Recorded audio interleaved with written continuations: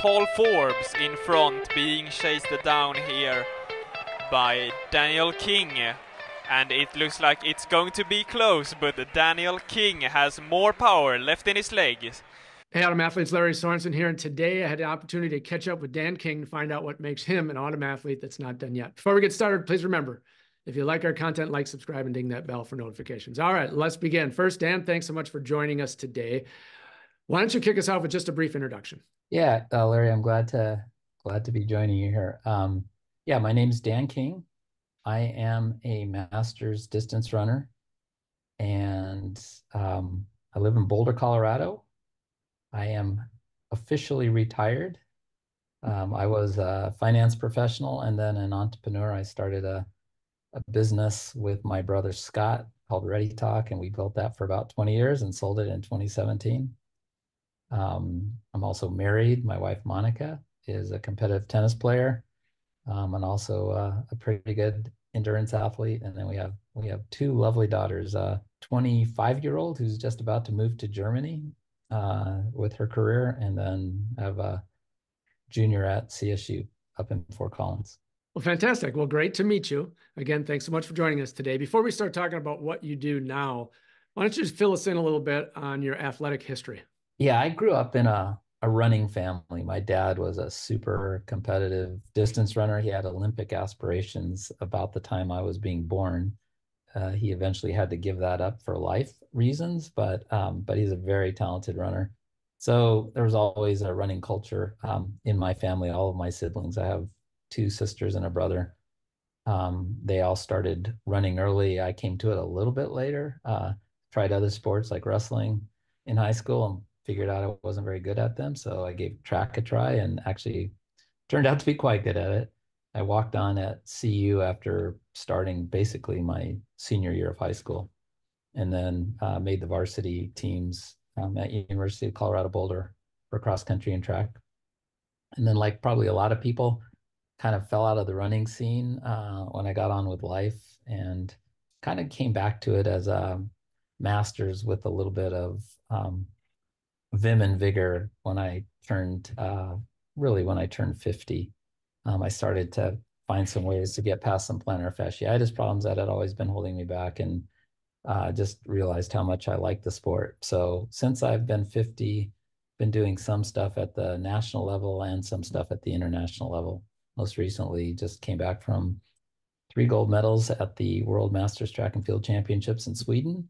And then just this last weekend, I won the 60 to 69 age group in the Fifth Avenue Mile in New York City.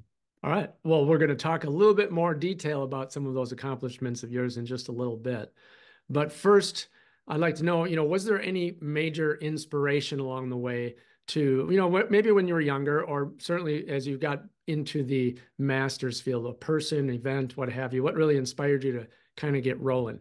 Like my dad was a huge inspiration. My dad, as a runner, was really kind of also a little bit of a health nut, and he was just really regular about making sure he got exercise. And that really influenced not only me, but my siblings as well. And then I read a book when I turned 40, and it was called Younger Next Year. And the premise of the book was that the main contributor to, I'll call it poor aging and even accelerated decay, is lack of exercise. And that really got me thinking, because at the time in my early 40s, I just thought of myself as a runner. And if I was healthy, I ran. And if I was injured, I took long periods of time off. And it occurred to me that I needed just to have exercise be a very regular part of my day to day. So I kind of redefined myself as an endurance athlete rather than a runner. And then if I was injured as a runner, I would still just figure out ways to train.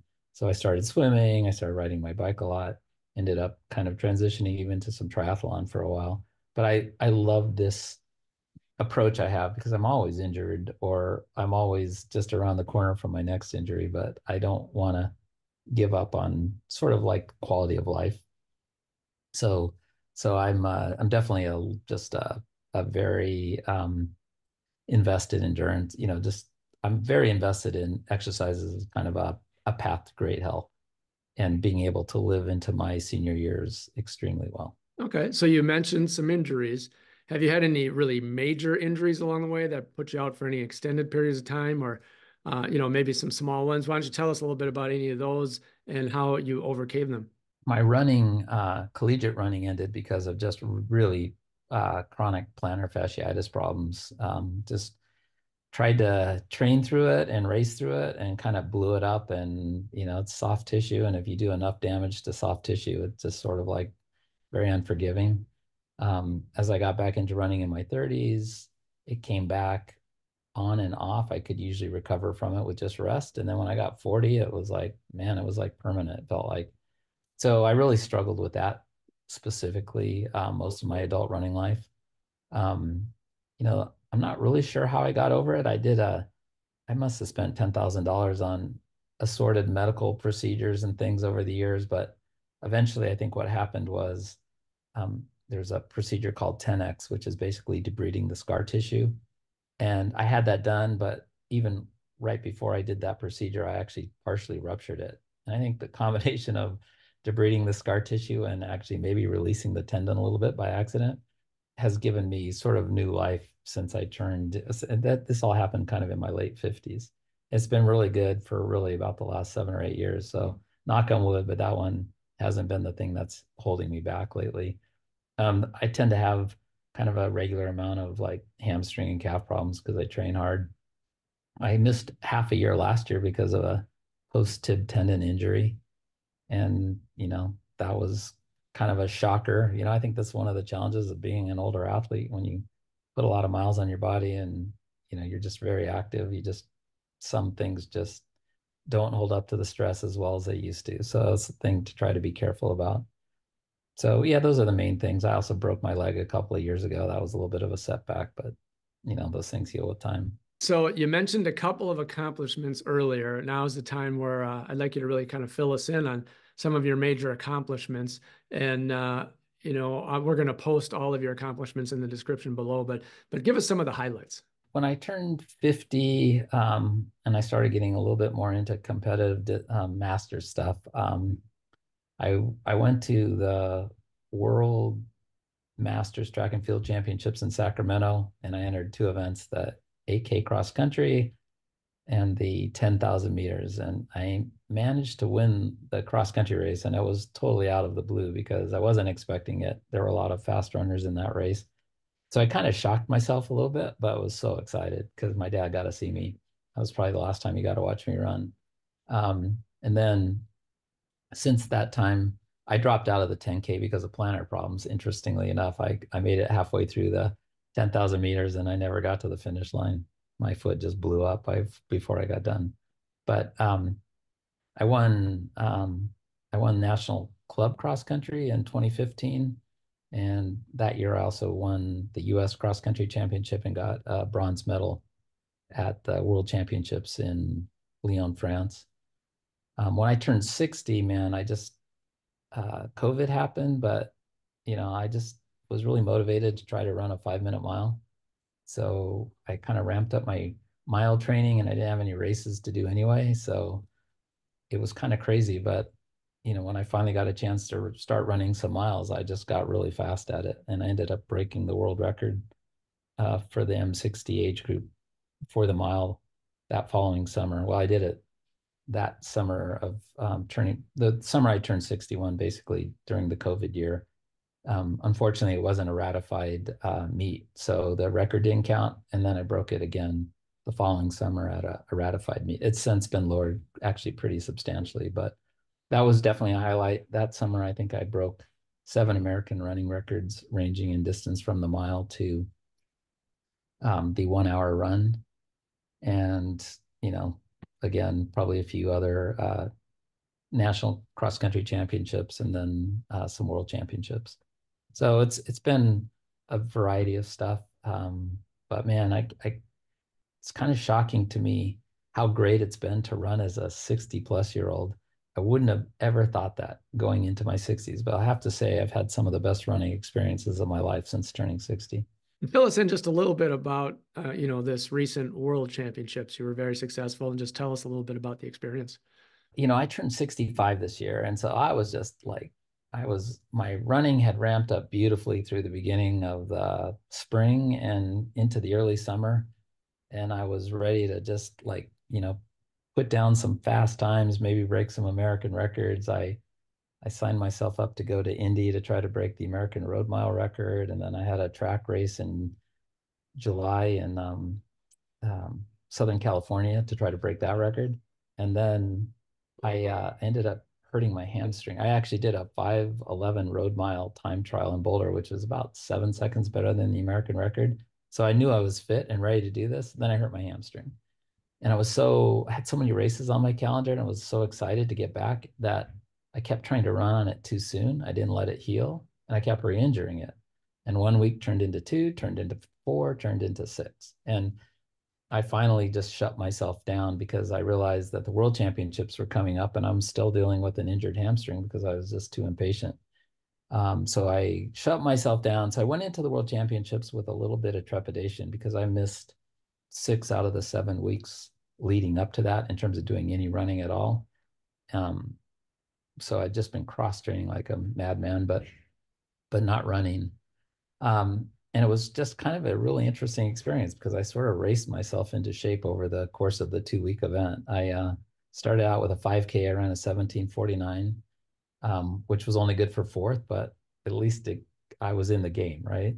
And then I did the 800 meters. I got fifth in the finals of that. And then I ended up winning the next race I did, which was the 8K cross country race, and I got the medal for the individual performance and also for the team. And then 4 days later, I won the world championship for 1500 meters, which was one of the funnest races I think I've ever run because the field was great at the top of the field. The top 3 athletes were fantastic. I let it out because it was windy and nobody else wanted that job. And then I got passed by both a really talented runner from Netherlands and another talented Brit who has the world record in that event. And then I managed to reel him in and outkick the Brit down the last 100 meters and get the gold. And that was just absolutely a lifetime great feeling for me. It was really a fun event. I think that was Paul Forbes, right? It was Paul Forbes, yeah. Yeah. Yeah, it's definitely a fun. He's such a gracious competitor. And the other guy his name is Alex Stinstra from Netherlands. He still runs low 17s for 5K, low 30. He still runs under 36 for 10K.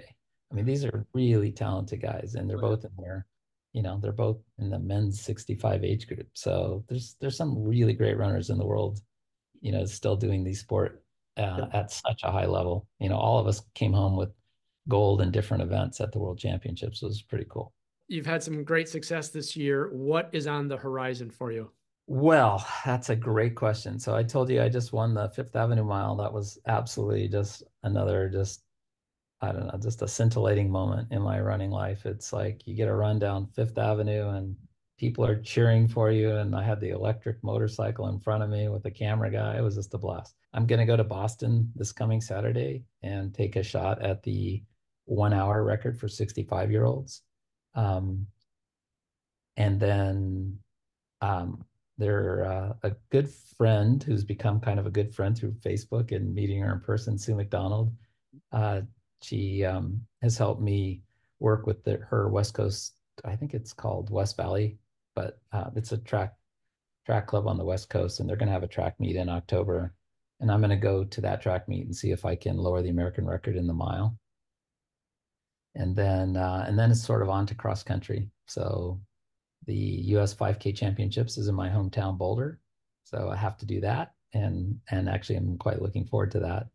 And then Club Cross is my favorite competitive event in the US. It's just so many good guys that show up and run at that. So that, cross country is also I do really well at cross country on a relative basis. It's a good sport for me. So partly because I love it, partly because I think I still am a little bit light with my feet and I can kind of move them quick when I need to. And I'm willing to charge downhill and all those kinds of things. We all want to know how we can be as fast as you are. So give us an idea of your training regimen. Maybe break down a typical week and maybe even in season, off season, and what you do you mentioned cross training, what you do for cross training. Just give us an overall kind of image of what you do to be as successful as you are? I wouldn't want to start without suggesting I have some talent for this sport. And so I don't want to just diminish, that aspect of this. I think the strength of my training is that I maintain very high levels of cardio fitness year round. So I train all the time. I train almost every day, and I do a so I kind of break my year down into sort of competitive seasons and then non-competitive seasons. And it sort of depends on the year and what I'm interested in doing. The competitive seasons can be shorter, they can be longer. But my non-competitive seasons, I just do a lot of just volume of easy training, like a lot of zone one. In a 5 zone system, I spend a lot of time at the top of zone one. So like in the 65 to 68, 69% heart rate. And I'll do that pool running, I'll do that elliptical training, or I'll do that on my bike. And I'll do running as well. In my I don't run every other day anymore because for 2 reasons. Number one, I just think my body hasn't held up great to high volume of running in terms of staying healthy. And I've also realized I don't really need to. And kind of I get this, it's kind of cool, but I get this, I look so much forward to every run because I don't do it every day. So my running days are my cool days, right? My great training days. So I typically, when I'm healthy, I run every other day and I cross train every other day with the occasional day off. And my running structure over the last couple of years, I've adapted sort of the easy interval method to my training. So basically, I'm doing either very comfortable 1K intervals or very comfortable 400-meter intervals or very comfortable 200-meter intervals with long rests in between. And the pace that I'm running those intervals, the 1Ks are probably between half marathon and marathon race pace. My 400s tend to be probably around my 8K to 10K race pace, and my 200s end up being maybe around my sometimes as quick as my mile race pace, but usually closer to my 3K race pace. And the duration, the interval rest is as long as the interval. So basically that's what, with some walking before and after the faster session. So I do a lot of that, more 1K focused in base season, and then more 200s and 400s during race season. I do high intensity running maybe every 6th day, and so just the traditional kinds of workouts. I'll either do threshold stuff early in the season, then I start to do, VO2 max kinds of workouts. My 2 favorite workouts are either 1K repeats at sort of my 5K race pace, or 300 meters repeats kind of done more towards my mile pace. Those are hard sessions for me, but they pay off. They pay a lot of dividends in terms of my competitiveness and getting me back to really fast running. So that's what the running looks like in my season. And then my cross training days tend to be anywhere from 60 to 100 minutes of sort of zone one easy training. And I just do that very, very consistently. And what do you do during that cross training? Is it weightlifting? Is it throwing balls around? Okay. So the cross training is aerobic stuff or cardio stuff. I'll do pool running. Sort of depends on where my physical health is. My favorite cross training is cycling. But that's during the spring, summer, and fall. During the winter, I'm not really a huge fan of indoor cycling. So I'll do way more elliptical training in the wintertime. And if I have any lower body injuries or concerns, I also do a lot of pool running. So I put a belt on and just run in deep water and just try to mimic my running form with sort of arm carriage and legs, and just kind of listen to podcasts and kill time and move through the water. So no real static, heavy type of weight training, squats, deadlifts, those types of things. Stay away from that, or do you incorporate a little of that? I do incorporate that. And as I've gotten older, I realize it's more and more important. So during race season, I ignore upper body. I do weights on my lower extremities, but not my upper body, because I don't need the weight. I don't really need that strength to be a good runner. But during my base season, I also do upper body training as well. Um, I do weights on my run days after I'm done with my run. And usually I want to have a break. And the reason is because I have learned through my own experience that weights on my cross training days doesn't give my body enough time to recover for the intensity of the running that I do.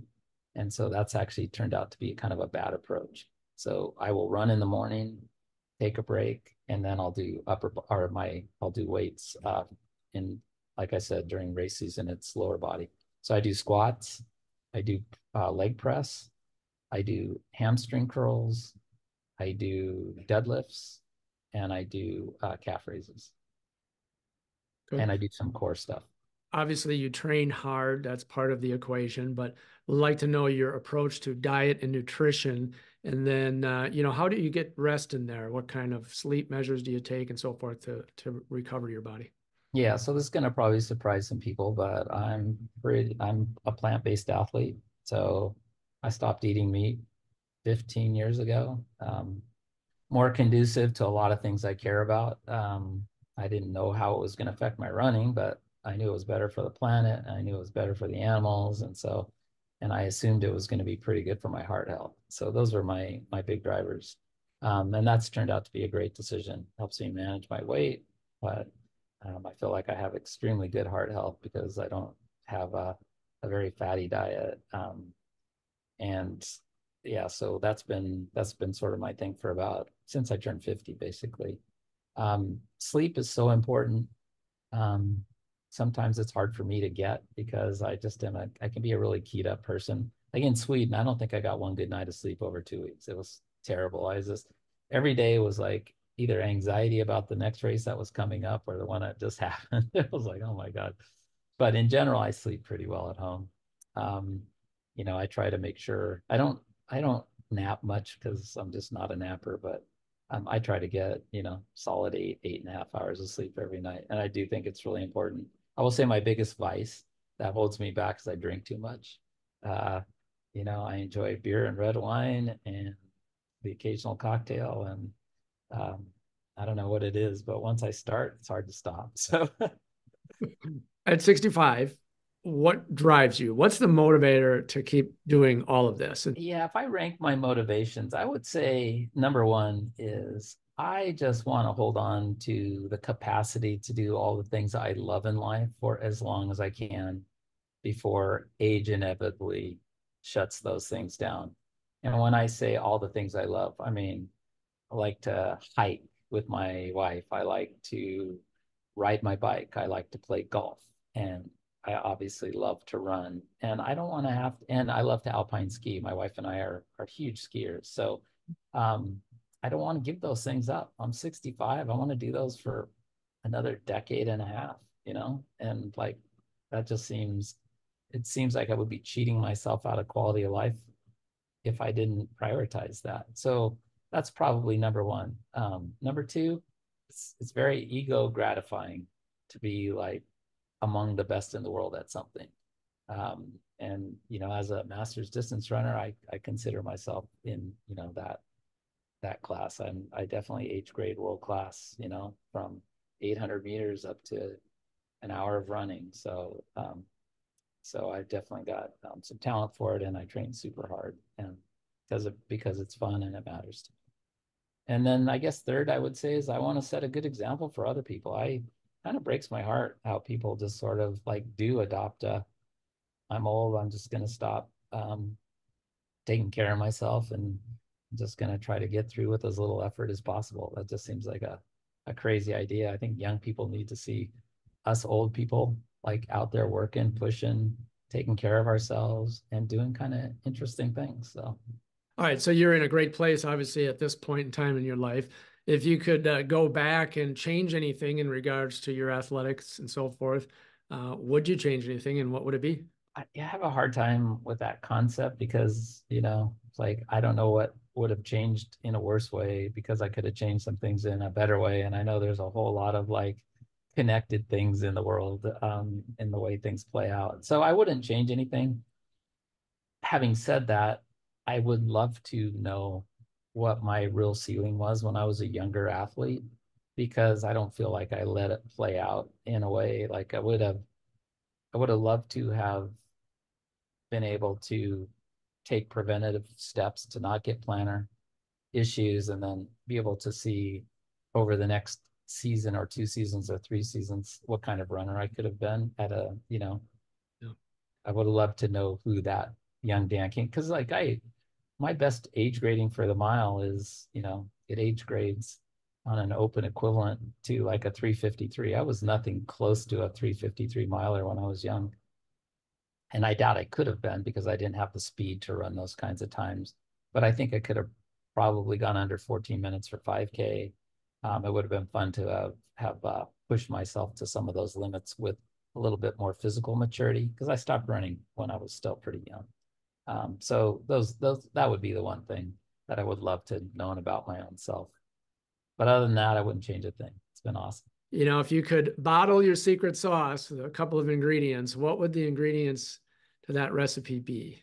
Well, ingredient number one, I've already said it, but it's just consistent day in and day out volume of cardio training. Just do the work, get the work in. It's amazing how that just builds cumulative value over time.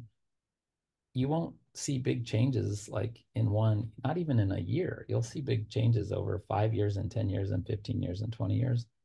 Like, so that's secret sauce number one. Secret sauce number two is if you adopt an approach like I've adopted in terms of like not being an everyday runner, you have to be really careful how you manage the introduction of stress into your training. I think if there's a mistake I have made over and over again, it's that I'm always in such good cardiovascular elevated capability that have a tendency to be able to overdo my body's ability to manage to the stresses that I'm introducing when I start to do higher intensity stuff like running, especially. And then I have the setbacks that inevitably, put me on the sideline for a while. So I don't know if that's so much secret sauce, but that's sort of just the big word of caution I would add to the secret sauce. Mm-hmm. Yeah, so I think it doesn't need to be too many ingredients. I think it's just consistency day in and day out, you know. Yeah. And the interesting thing that's happened to me is like there probably was a time when all that training felt like a burden. Like, why do I have to do this? Man, I just cherish it. I relish it. I love to get outside and go move my body. It's just the best. I mean, I get such a good high, psychological high from, when I'm done with my training. It just makes me feel great about myself. And if I miss it, conversely, I'm like, oh my God, I'm just stressed. It's like, damn it. Yeah. I guess my other secret sauce, Larry, would be there's just incredible power to setting goals for yourself. Although I have to also say that setting goals for yourself can be a double-edged sword, right? But they're incredibly motivating. I always have a goal for myself that's 3 to 6 months out, sometimes even a little bit longer. And it's sort of like it drives me, it directs my activities and my training ideas, and it keeps me on a pretty good path in terms of staying healthy. But the flip side is those goals, man, once they're big in your brain, they're really hard to get out of the way of in terms of some of the negative implications. I mentioned my hamstring problems this year. That's all because of those goals and the races on the calendar and wanting to get to those things. So it can work against you a little bit, but they're powerful, and I would encourage people to figure out how to make them part of their ritual.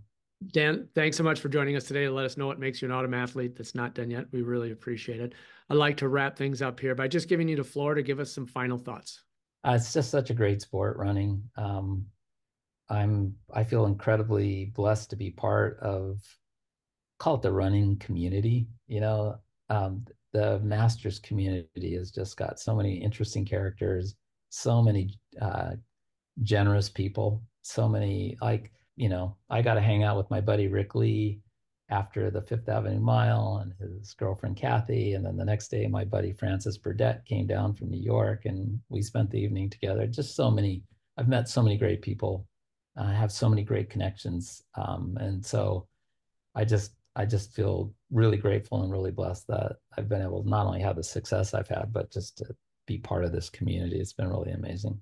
Well, there you go, folks. Dan King, he is definitely an autumn athlete that is not done yet. Remember, keep moving, set your own goals, and train hard to achieve them. Thanks so much for watching, and we will see you next time.